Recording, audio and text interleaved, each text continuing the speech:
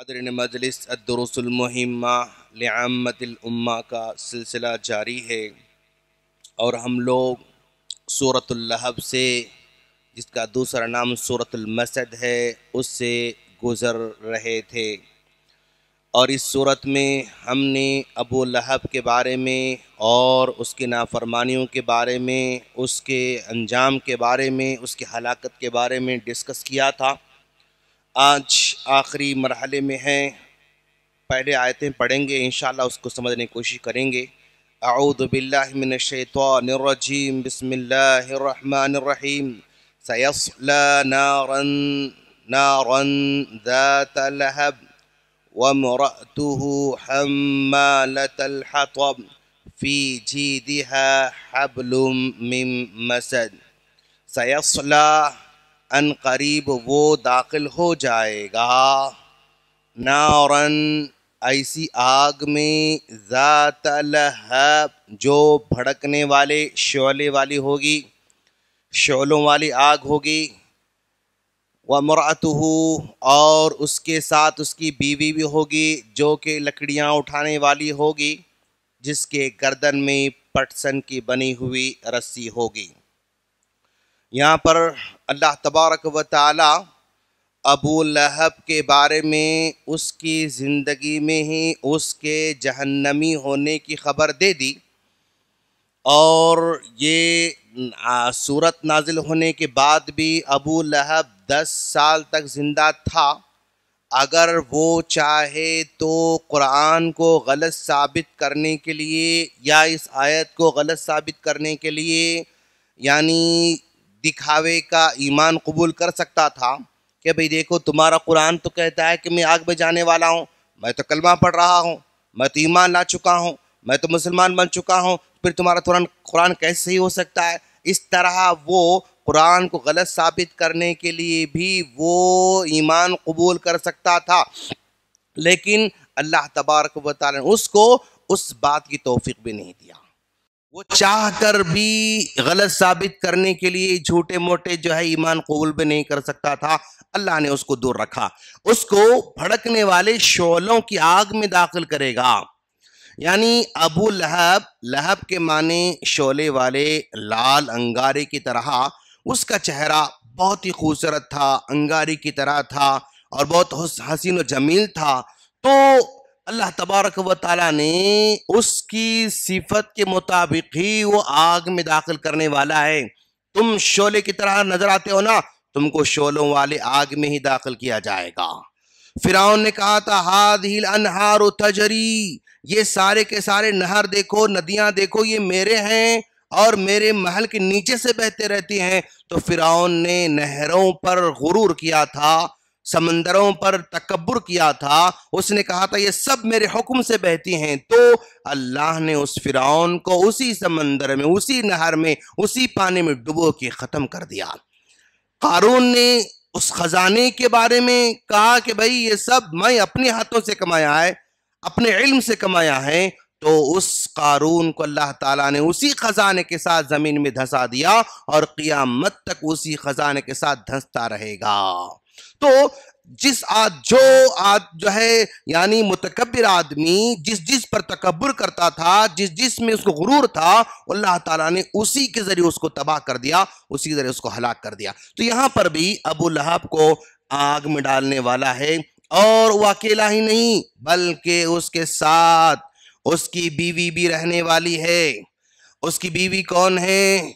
ام جمیل اس کا لقب، ابو لہب شوہر کی کنیت، نک نیم، اور اس کی بیوی جس کا اصل نام اروا تھا، لیکن اس کا نک نیم ام جمیل، یہ بھی بہت حسین و جمیل تھی، اسی لیے اس کی کنیت ام جمیل رکھا گیا تھا۔ اروا یہ اللہ کے رسول صلی اللہ علیہ وسلم کی چاچی ہے، یعنی ابو لہب کی بیوی ہے، ابو لہب چاچا ہے، یہ اس کی بیوی ہے۔ اس نے بھی اللہ کے رسول صلی اللہ علیہ وسلم کے ساتھ دشمنی میں حد کر دی۔ اب دیکھو آپ اللہ تعالیٰ کیسا سسٹم بنایا ہے، بھئی ایک طرف جو ہے ابو لہب اور اس کی بیوی ہے، اور ایک طرف ابو طالب اور ان کی بیوی ہے فاطمہ بنت اسد۔ ابو طالب نے حد درجے اللہ کے رسول صلی اللہ علیہ وسلم کی مدد کی، ٹھیک ہے ایمان نہیں لے کر آئے لیکن زندگی بھر آپ کی مسلسل حمایت کرتے رہے، لیکن ان کی بیوی فاطمہ ایمان قبول کرتی ہے۔ چاچی اللہ کے رسول صلی اللہ علیہ وسلم کی چاچی فاطمہ بنت اسد ایمان قبول کرتی ہے، اور ایمان قبول کرنے سے پہلے بھی آپ نے اللہ کے رسول صلی اللہ علیہ وسلم کی پرورش کی۔ یتیم تھے، ماں کا انتقال ہو جاتا ہے، دادا کا انتقال ہو جاتا ہے، تو ابو طالب کی کفالت میں آتے ہیں، تو فاطمہ رضی اللہ تعالی عنہ نے حد درجے آپ کی پرورش کی۔ اللہ کے رسول اپنے چاچی کے بارے میں کہتے ہیں کہ میری یہ فاطمہ چاچی نے مجھے اپنے سگے بچوں سے زیادہ محبت دی، مجھے اپنے سگے بیٹوں سے زیادہ مجھ سے پیار کیا، سگے بیٹوں سے زیادہ اچھا مجھے کھلایا، سگے بیٹوں زیادہ اچھا مجھے پہنایا۔ کون گواہی دے رہے ہیں؟ اللہ کے رسول صلی اللہ علیہ وسلم گواہی دے رہے ہیں۔ یہ ہے فاطمہ رضی اللہ تعالیٰ عنہ جو اللہ کے رسول کے لیے جان بھی قدم بچھانے تیار ہیں، اور یہ ہے ام جمیل اللہ کے رسول کی یہ بھی چاچی ہے لیکن یہ کانٹے بچھا رہی ہے۔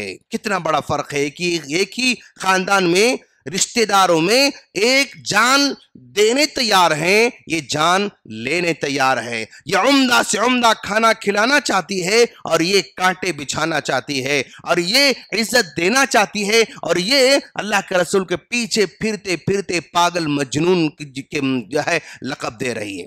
کہ اسی لیے یہ فاطمہ رضی اللہ تعالیٰ عنہ جب انتقال کر جاتی ہیں تو اللہ کے رسول صلی اللہ علیہ وسلم خود بذات اپنے قمیص کو آپ نے کفن کے طور پر دیا، ان کو اپنا قمیص حوالے کیا کہ میرے قمیص میں اللہ جو ہے میری چاچی کو کفن دیا جائے۔ قبر میں اترے، قبر میں اتر کر سیرت نگاروں کے کہنے کے مطابق قبر سے کہا اے قبر میری چاچی تمہارے پاس آ رہی ہے، میری چاچی تمہارے پاس آ رہی ہے، اس کو تم جو ہے عذاب نہ دینا، اس کو تم تکلیف نہیں دینا۔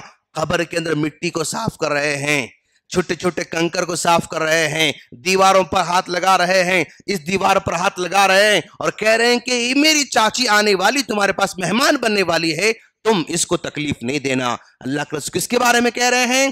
فاطمہ رضی اللہ، یہ بھی چاچی ہیں، اس کے بارے میں کہہ رہی ہیں۔ اور دوسری چاچی ام جمیل وامرأتہ حمالۃ الحطب، یہ ایسی چاچی ہے جو جہنم میں لکڑیاں ڈھونے والی ہے، جہنم میں جانے والی ہے۔ اللہ تبارک و تعالیٰ نے بھی قرآن مجید کے اندر عجیب یعنی اتفاق دیکھیے آپ کیسے اللہ تعالیٰ 4 عورتوں کا اللہ نے تذکرہ فرمایا۔ اللہ تعالیٰ نے قرآن مجید کے اندر 4 عورتوں کا تذکرہ فرمایا۔ حضرت مریم ہے، اور نوح علیہ السلام، نوح علیہ السلام کی بیوی ہے، وامرأۃ نوح وامرأۃ لوط، اور لوط علیہ السلام کی بیوی بھی ہے، اور آسیہ یعنی فرعون کی بیوی کا تذکرہ بھی کیا۔ اب ذرا دیکھو آپ یہاں پر مریم علیہ السلام ان کی کفالت کرنے والے زکریا علیہ السلام، مریم علیہ السلام کی کفالت کرنے والے زکریا علیہ السلام انتہائی یعنی اللہ تبارک و تعالیٰ کے مقبول بندے ہیں۔ مریم علیہ السلام بھی اللہ کے مقبول بندی ہیں، زکریا علیہ السلام بھی اللہ کے بہت ہی مقبول بندے ہیں۔ اور نوح علیہ السلام کی بیوی آپ کی جو وائف ہے انتہائی نافرمان ہے، انتہائی نافرمان۔ یہاں پر اللہ تبارک و تعالیٰ کے مقبول بندے اور ہی بہت ہی پیارے بندے، اور ان کی بیوی بڑی ہی مبغوض بیوی ہے، ستانے والی بیوی، ٹینشن دلانے والی، کھٹ پٹ کرنے والی بیوی، اور نافرمانی کرنے والی بیوی، ایمان سے دور رہنے والی بیوی، بھڑکانے والی بیوی، شوہر کے خلاف جانے والی بیوی ہے نوح علیہ السلام کی بیوی۔ اور اسی طرح لوط علیہ السلام کی بیوی بھی بہت ہی نافرمان، حد درجے نافرمان بیوی ہے۔ اور فرعون حد درجے نافرمان ہے، لیکن ان کی بیوی آسیہ بہت ہی یعنی کیا کہتے ہیں اس کو، فرماردار ہے۔ اور ایک ہے کیا کہتے ہیں اس کو ابھی ابو لہب ہے اور ان کی بیوی ام جمیل ہے. ام جمیل یہاں دیکھو آپ، یہ بھی دونوں ٹاپ لیول کے اللہ تبارک و تعالیٰ کے پیارے بندے. یہاں شوہر جو ہے حد درجے اطاعت گزار ہے، ان کی بیویاں حد درجے نافرمان ہیں. یہاں پر شوہر حد درجے نافرمان ہے، بیوی حد درجے اطاعت گزار ہے. ابو لہب اور ام جمیل یہ دونوں کے دونوں حد درجے کے نافرمان ہیں، حد درجے کے نافرمان ہیں. اللہ کے بھی مخالف، نبی کے مخالف، رشتہ داروں سب کے مخالف ہیں. اللہ تعالیٰ نے کیسے، یعنی دنیا کے اندر سب لوگوں کو مثال کر کے بیان کر دے. دیکھو تم میں جوڑے کچھ ایسے ہوں گے جو دونوں کے دونوں حد سے زیادہ اللہ کے پیارے ہوں گے. کبھی ایسے ہوتا ہے شوہر بہت زیادہ اللہ تعالیٰ کا پیارا ہوتا ہے، بیوی بہت بڑی نافرمان ہوتی ہے. کبھی جو ہے شوہر حد درجے نافرمان ہوتا ہے اور بیوی جو ہے حد درجے اطاعت گزار ہوتی ہے، اور کبھی دونوں کے دونوں ہی ملعون اور جہنمی ہوتے ہیں. تو سب کے لیے مثالیں ہیں. شوہر نیک ہے، بیوی جو ہے مطلب نافرمان ہے. بھائی یہ کیا زندگی دیکھنا پڑ رہا ہے، میری بھی اتنی نافرمان ہے، کیوں مجھ پر عذاب بن کر بیٹھی ہوئی ہے؟ تو بھائی یہ تم ہی نہیں بلکہ تم سے پہلے انبیاء کرام کو اس طرح سے گزرنا پڑا. نافرمان بیوی ہے تو کوئی نیک آدمی یہ نہ سمجھے کہ بھائی میں اکیلا ہوں اس دنیا کے اندر. نہیں، تم سے پہلے تم سے زیادہ نہ ستانے والی بیوی بھی گزر چکی ہے.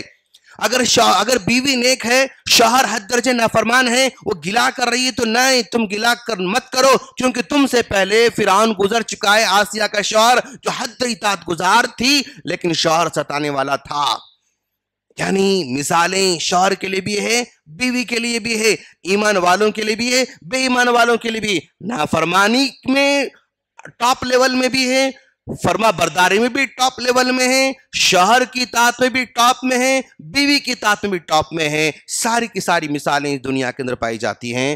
فی جیدہا حبل من مسد، اور اس کے گردن میں پٹسن کی رسی ہوگی.